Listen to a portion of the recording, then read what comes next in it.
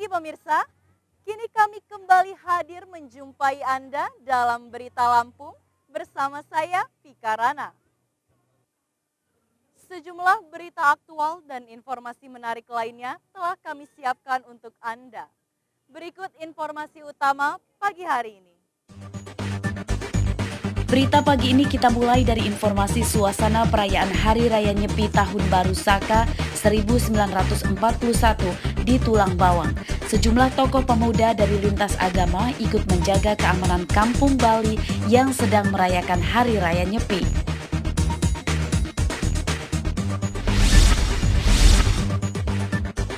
Di Lampung juga ditemukan ada 4 orang WNA yang memiliki KTP elektronik.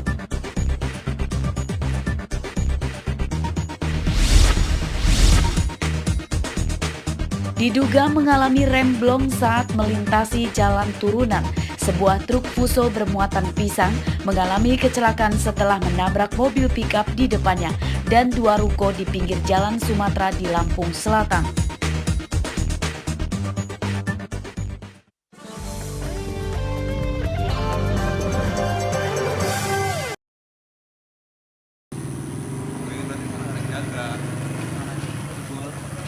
Menutup akses jalan ini bagian dari pengamanan yang dilakukan oleh sejumlah tokoh pemuda untuk menjaga kehusuan umat Hindu dalam melaksanakan ibadah Nyepi di Kampung Dwi Warga Tunggal Jaya, Kecamatan Banjar Agung, Tulang Bawang pada hari Kamis.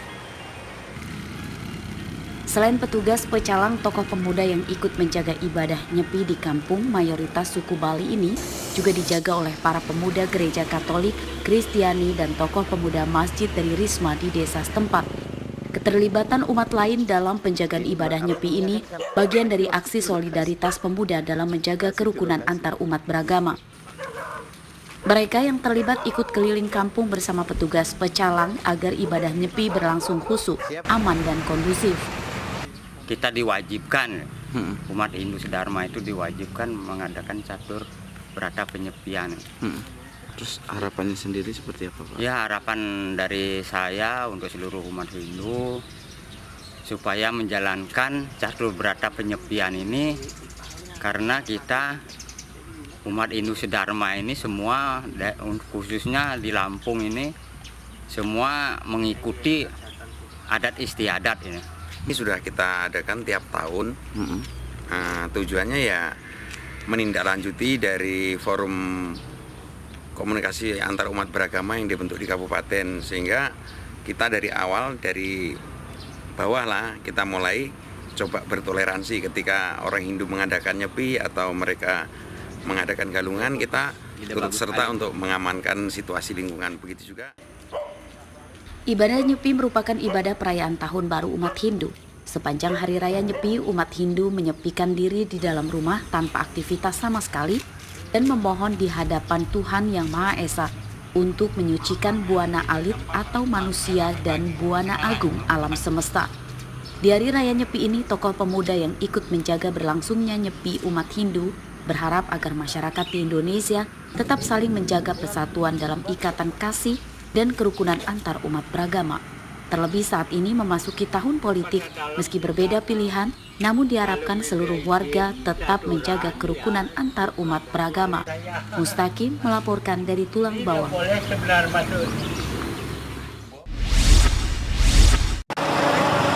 Kantor Dinas Kependudukan Catatan Sipil Disdukcapil Kota Bandar Lampung Rabu siang membenarkan ada 3 orang WNA yang sudah memiliki EKTP. Ketiganya berasal dari Amerika Serikat berjumlah 2 orang dan 1 warga India. Identitas mereka masing-masing adalah Jonathan Emery Maragliotti, kewarganegaraan Amerika Serikat yang menetap di Kelurahan Kupang Teba, Teluk Betung Utara. Kemudian Muhammad Zubair Khatib, kewarganegaraan India, menetap di Kelurahan Kota Baru, Kecamatan Tanjung Karang Timur, dan Charles Joseph Anderson, kewarganegaraan Amerika Serikat, menetap di Perumahan Graha Madu Pesona Klaster Tanjung Senang, Bandar Lampung. Saat dikonfirmasi ke Kadis Dukcapil Bandar Lampung Zainuddin, ketiga WNA yang memiliki KTP elektronik Bandar Lampung itu tidak memiliki hak suara politik dan berikut keterangan resminya. Nah setelah proses terbitnya sama nggak KTP? Sama, bentuk KTP-nya sama. Cuman bedanya dia ditulis WNA. Kalau kita WNI itu satu ya. Yang kedua ada masa berlaku. Masa berlakunya itu sama dengan masa berlaku kitabnya itu. Misalnya kitabnya itu berlaku sampai Desember 2020. Maka sama KTP-nya pun akan berlaku sampai 2020. Selain di Bandar Lampung juga ditemukan KTP WNA di wilayah Pringsewu yang berasal dari negara Mauritius yang ada di benua Afrika atau sekitar 900 km dari Madagaskar. 4 WNA yang ada di Bandar Lampung dan Pringsewu yang memiliki KTP elektronik seluruhnya sebagai WNA menetap karena berumah tangga dengan warga Indonesia. Ari Susanto melaporkan dari Bandar Lampung.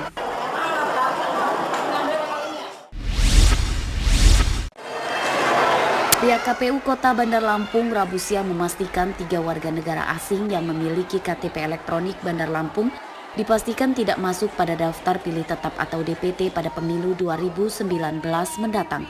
Pihak KPU sudah mendapat surat pemberitahuan dari Disdukcapil Bandar Lampung terkait keberadaan WNA yang ber-KTP elektronik. Surat dari Disdukcapil kemudian diteruskan dengan penyelidikan dan kebetulan tidak terdapat pada DPT. Mendapatkan surat dari Dinas Kependudukan dan Catatan Sipil di mana di Bandar Lampung ada 3 warga asing yang sudah memiliki KTP elektronik ya, dan kita sudah lakukan pengecekan, ternyata 3 orang ini memang tidak ada di DPT. Tidak masuk DPT Bang ya? Pembuatan KTP elektronik untuk WNA tertera dalam Undang-Undang Nomor 24 Pasal 62 Tahun 2013.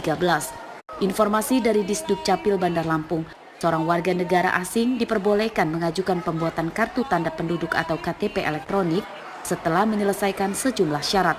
Di antaranya sudah memiliki surat izin menetap yang dikeluarkan dari instansi terkait, memiliki alamat domisili, serta ada penjamin dari warga negara Indonesia terkait keberadaannya. Bedanya, KTP WNA tetap ditulis sebagai warga negara asing dan memiliki masa berlaku sesuai sama dengan masa berlaku surat izin menetap. Arsadi Saputra melaporkan dari Bandar Lampung.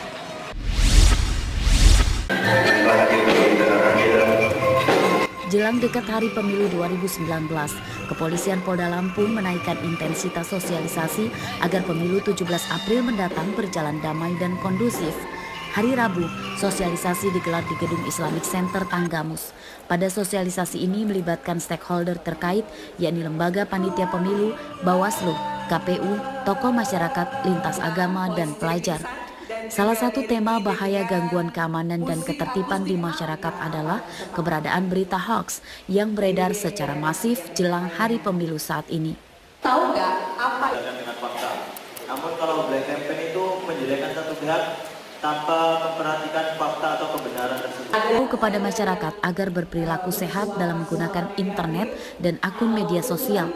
Selain dapat merugikan masyarakat luas, pelaku peredaran berita hoax juga dapat dijerat hukum pidana sesuai dengan Undang-Undang ITE.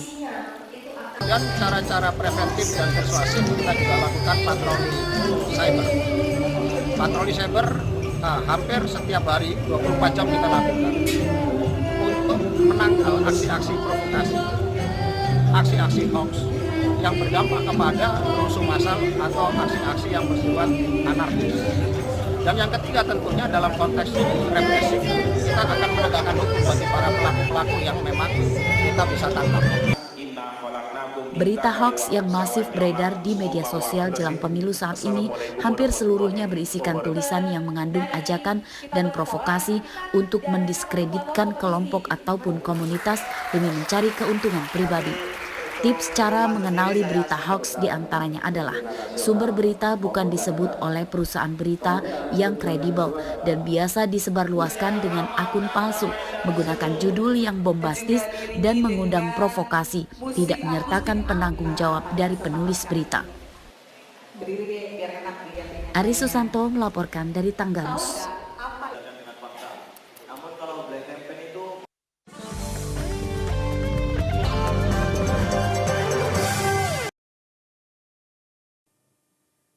Pemirsa, Tentunya masih bersama dengan kami dalam Berita Lampung.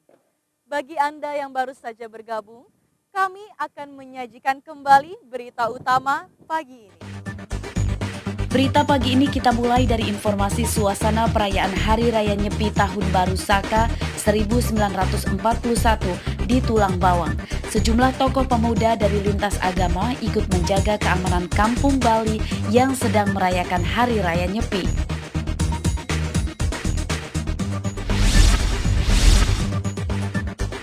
Di Lampung juga ditemukan ada 4 orang WNA yang memiliki KTP elektronik.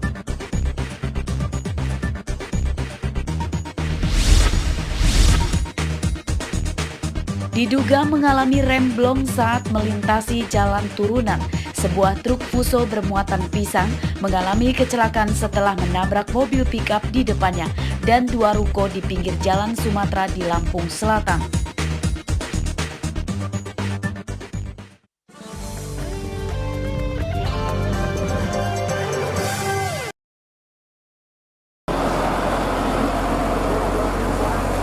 Kecelakaan ini terjadi di jalan turunan di Desa Yogaloka, Lampung Selatan pada Rabu siang.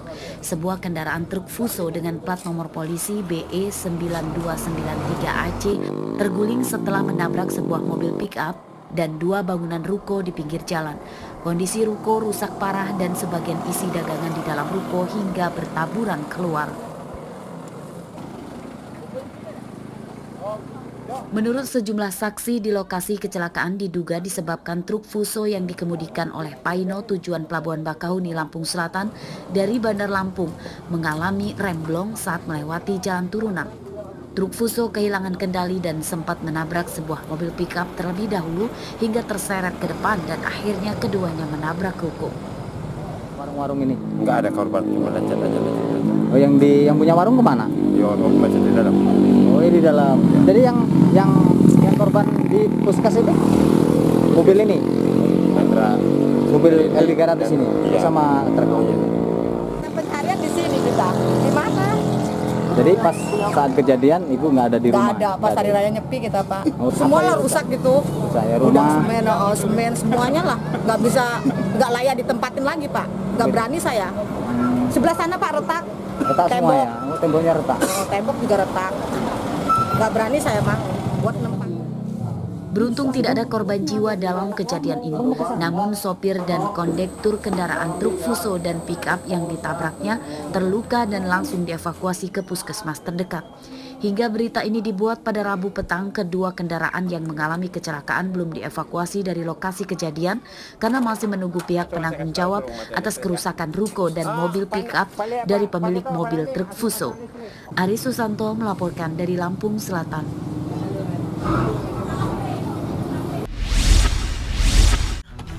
Pelakunya kita bidik. Penggerebekan ini berlangsung di salah satu rumah yang terletak di Kota Bumi Tengah, Lampung Utara, Rabu sore.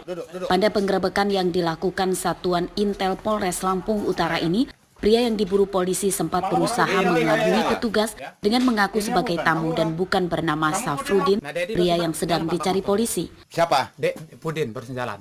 Kemana itu? Kamu Pudin apa? Kamu siapa? Kamu siapa? Enggak, bawa aja dulu aja Pak Su. Bawa aja dulu. Bawa. Yang mirip. Mirip bener wajah kamu. Ini dua ini. Kamu siapa? Saya Dedi Pak. Harap. Bisa tembak Pak, saya kosong. Ini rumah kamu kan? Bukan Pak, ini rumah Pudin Pak. Rumahmu mana? Ya? Rumahmu mana? Di depan masjid Pak. Penggerebekan kemudian dilanjutkan dengan penggeledahan rumah. Hasilnya, polisi berhasil menemukan 1 unit motor hasil curian dari pelaku. Supra merah. Iya itu palanya merah depannya. Benar. Enggak elak lagi. Iya benar. Dari temuan barang bukti, pelaku yang awalnya mengelabui petugas sebagai tamu akhirnya mengakui bernama Safrudin. Sudah positif ya? ya? Ini T. Iya positif. Ini bengkok.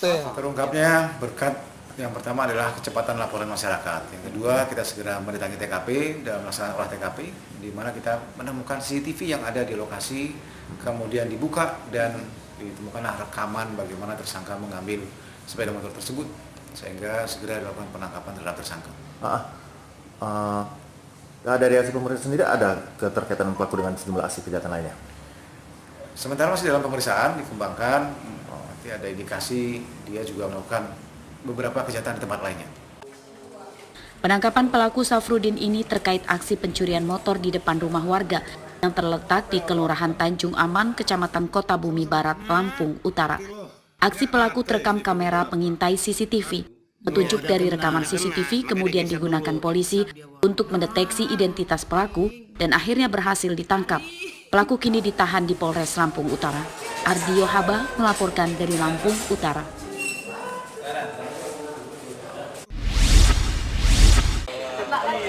Kepolisian Polres Lampung Selatan Rabu siang berhasil menangkap 2 pelajar SLTA yang terlibat kasus begal motor yang keberadaannya meresahkan. Kedua pelaku masing-masing berinisial IR dan R, warga Penengahan Lampung Selatan. Sementara satu pelaku anggota komplotan begal ini masih dalam pengejaran atau buron. Kapolres Lampung Selatan AKBP Muhammad Syarhan mengatakan komplotan begal ini sudah terlibat lebih dari 2 kali wilayah hukum Polres Lampung Selatan. Dalam aksinya, modus pelaku yakni memepet kendaraan calon korbannya sambil ditodong dengan senjata tajam.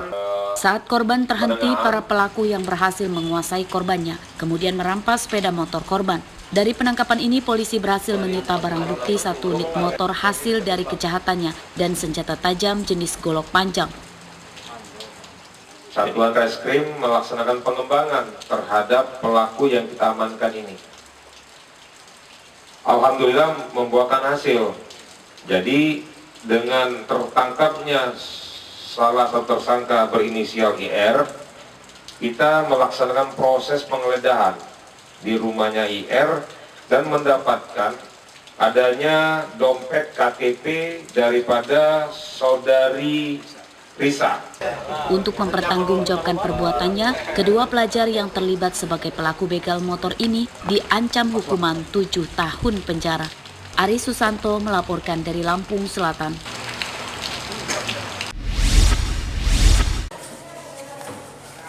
Kejahatan perkosaan di dalam keluarga kembali terjadi. Kali ini pria berinisial ES yang sudah memiliki 4 orang anak ditangkap polisi di Lampung Utara karena dilaporkan memperkosa putri tirinya sendiri, seorang siswi kelas 2 SLTP. Ironisnya, perbuatan bejatnya itu sudah dilakukan selama 6 tahun terakhir, tepatnya saat korban masih duduk di kelas 4 SD. Perkosaan di dalam keluarga berawal saat pelaku menikahi istrinya yang saat itu berstatus janda dengan 1 orang anak yakni korban. Baru berjalan 1 tahun menikahi istrinya, pelaku sudah tergiur menggagahi putri tirinya yang pertama kali dilakukan di area perkebunan sawit. Perkosaan terhadap korban kemudian berulang di rumahnya di Desa Talang Arum, Lampung Utara saat istrinya sedang pergi. Agar tidak terbongkar aib, pelaku mengancam akan mengusir korban jika menceritakan kelakuan bejatnya ke orang lain. Namun naas, aksi memperkosa korban terakhir dipergoki oleh istri pelaku yang juga ibu korban dan berakhir dilaporkan ke polisi. Udah berapa kali kamu ngelakuinnya kayak gitu? Sekali kalau megang ini. Terus? Nah, terus itu dia salin baju mau sekolah, saya intip di kamar. Selanjutnya kami mendapat informasi pelaku ini adalah ayah tiri dari korban. Korban di bawah umur 14 tahun. Selanjutnya kami segera merespon, menindaklanjuti untuk menangkap tersangka. Tersangka diamankan di rumahnya pada malam hari saat sedang tertidur. Dari penangkapan ini, polisi berhasil menyita sejumlah pakaian korban yang digunakan saat diperkosa pelaku sebagai barang bukti. Untuk mempertanggungjawabkan perbuatannya, pelaku dijerat dengan Undang-Undang Perlindungan Anak, ancamannya 15 tahun kurungan penjara. Ardio Haba melaporkan dari Lampung Utara.